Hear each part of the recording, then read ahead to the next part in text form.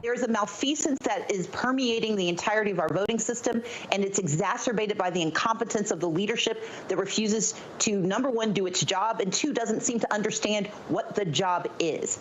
Strong words from former gubernatorial candidate Stacey Abrams for Georgia's Secretary of State following Tuesday's primary meltdown. Abrams describing what happened as malice and incompetence. Abrams also saying she believes other states, not just Georgia, are making it difficult for people to vote.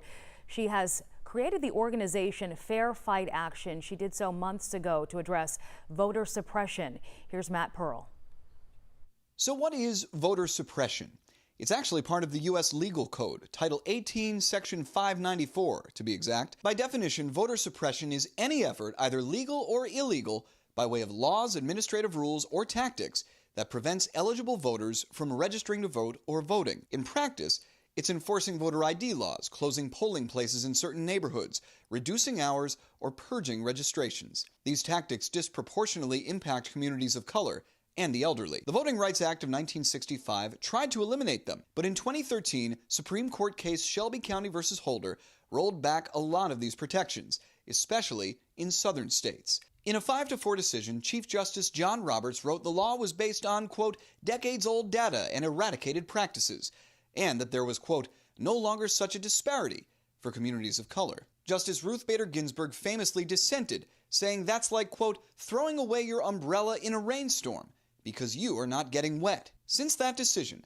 25 states, many in the South, have put in place new voter restrictions like ID requirements and cutbacks in early voting.